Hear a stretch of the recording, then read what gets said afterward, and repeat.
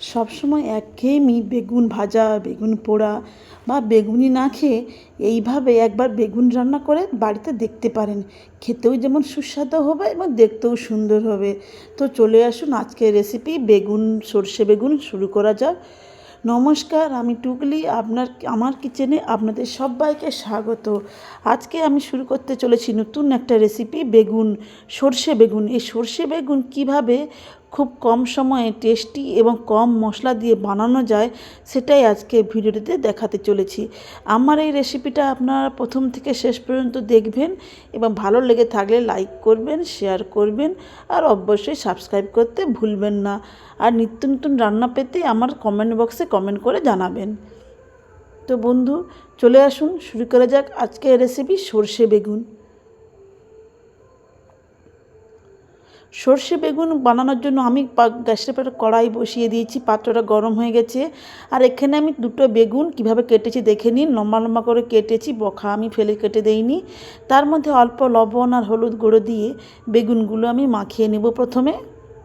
আর দিয়ে দিচ্ছি একটু লঙ্কার গুঁড়ো। তবে লঙ্কার গুঁড়োটা অপশনাল, আপনারা দিতেও পারেন, নাও দিতে পারেন। তবে লঙ্কার গুঁড়ো দিলে একটু লাল লাল মতো দেখাবে এবং বেগুন রান্নাটাও খুব সুন্দর হবে।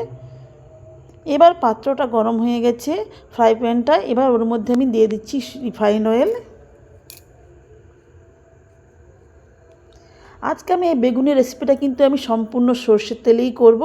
যেহেতু বেগুন একটা সর্ষে দিয়ে রান্নাটা করছি, তাই এখানে আমি কোনো রকম রিফাইন অয়েল ব্যবহার করছি না, পুরো সর্ষের তেলেই রান্নাটা করব। তেলটা গরম হয়ে গেছে, হয়ে গেলেই ওর মধ্যে দিয়ে দিচ্ছি এক এক করে কেটে রাখা লবণ, হলুদ, লঙ্কার গুঁড়ো কেটে মাখিয়ে রাখা বেগুনের টুকরোগুলো। আর দেখেই বুঝতে পারছেন আমি বেগুনগুলো কীভাবে কেটেছি। আপনাদের হাতের কাছে যেভাবে বেগুন থাকবে আপনারা কেটে এই রান্নাটা করতে পারেন। এইবার ভালো করে বেগুনগুলো দিয়ে উল্টে পাল্টে ভালো করে একটু লাল করে ভেজে নেব। আর এখানে কোনো রকম আমি ঢাকনা ঢেকে দিচ্ছি না, তাহলে কিন্তু তাড়াতাড়ি বেগুনটা ভাজা হয়ে যাবে এবং নরম হয়ে যাবে। তাই আমি খোলা অবস্থাতেই ফ্রাই প্যানের উপর আমি ভাজতেছি, দেখিয়ে দিচ্ছি কেমন ভাজা হচ্ছে। দেখুন বেগুনটা একদম লাল করে ভেজে নিয়েছি। এবার এটাকে আমি একটা প্লেটে করে তুলে নিচ্ছি এইভাবে ভেজিয়ে। এবার ওই করে আরও দিয়ে দিচ্ছি আরও পরিমাণ মতো একটু তেল। এখানে আমি 2 চামচের মতো সর্ষের তেল দিয়েছি। দিয়ে ওর মধ্যে দিয়ে দিচ্ছি কালো জিরে। এখানে কালো জিরেটা কিন্তু দিতেই হবে, যেহেতু সর্ষে বেগুন বানাবো। দিয়ে দিচ্ছি 2টো কাঁচা লঙ্কা চেরা। কাঁচা লঙ্কাটা আমি ফাটিয়ে দিয়েছি, তাহলে কিন্তু ফেটে যাবে না, তাই আমি কাঁচা লঙ্কাটা চিড়ে দিয়েছি। দিয়ে দিচ্ছি 1/2 চামচ পরিমাণ আদা বাটা। যেহেতু নিরামিষ রান্না করব বেগুন সর্ষে, তাই একটু আদা বাটা দিলাম। দিয়ে দিলাম 1/2 চামচের কম হলুদের গুঁড়ো, একটু লঙ্কার গুঁড়ো। এখানে আপনারা কাশ্মীরি লঙ্কার গুঁড়োটাও ব্যবহার করতে পারেন, বা আপনারা যদি চান লঙ্কার গুঁড়ো না দিয়ে পুরো কাঁচা লঙ্কাও রান্নাটা করতে পারেন।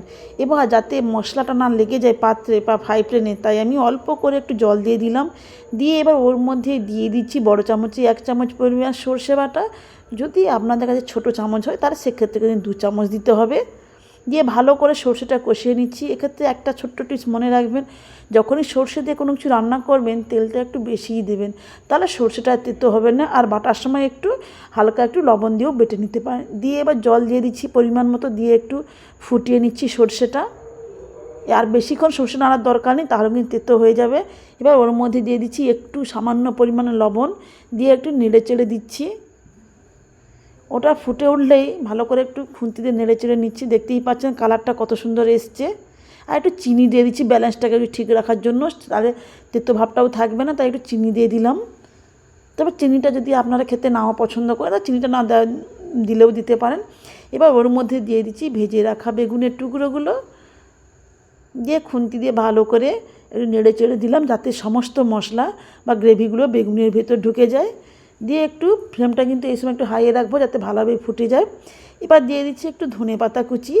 ধনেপাতা তো এখন সবার বাড়িতেই থাকে, তাই ধনেপাতা কুচিটা দিয়ে দিচ্ছি। এবার আপনারা যদি না ভালো লাগে তাহলে নাও দিতে পারেন। ধনেপাতা দিয়ে আরও 1 থেকে 2 মিনিটের মতো ফুটিয়ে নিলাম। তো আজকের রেসিপি এই বেগুন, সর্ষে বেগুন রেসিপিটা রেডি হয়ে গেছে সার্ভ করার জন্য। এবার গ্যাসটা আমি অফ করে দিচ্ছি।